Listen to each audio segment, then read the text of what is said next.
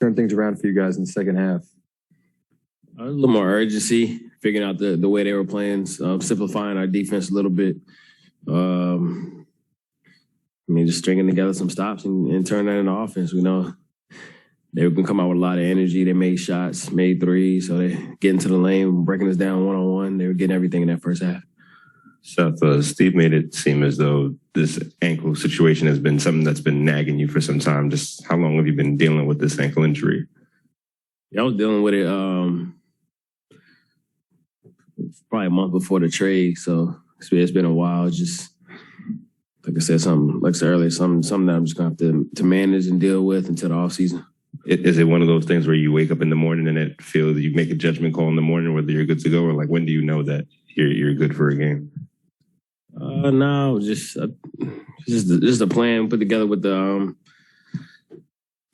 training staff, coaches, and just figure out how it go. I know it's not something that's gonna go away. So as long as it's not getting worse, I should be good.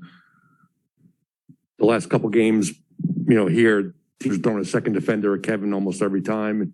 It seemed like, did you feel like once you got back out there, that's something you can alleviate?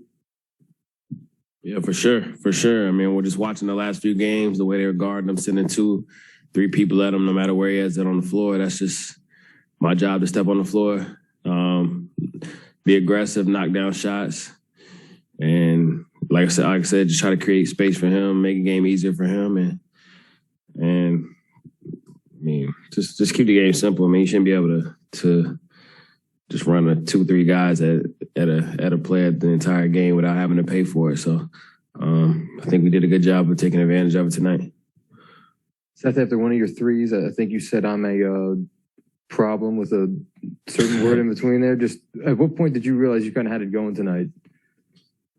I knew I was gonna get good shots.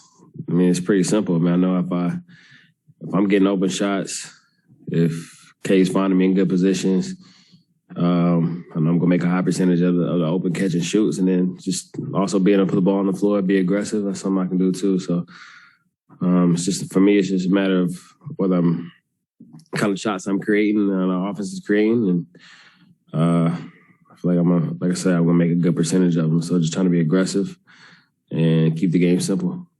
Do you look at the standings as like maybe a source of fuel to play well, or is that something that you not look at? I'll look at them, but it don't change my process or what I do on a daily basis. I'm gonna go in there and get ready for the game.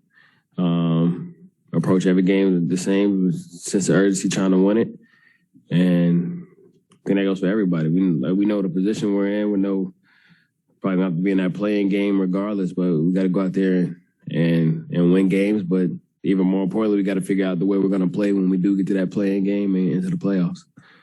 Out of curiosity, I don't know how much you've been following March Madness. Davidson and Michigan State are tied. They'd get Duke in the next round. Just what would the conversation look like with your brother if that happens?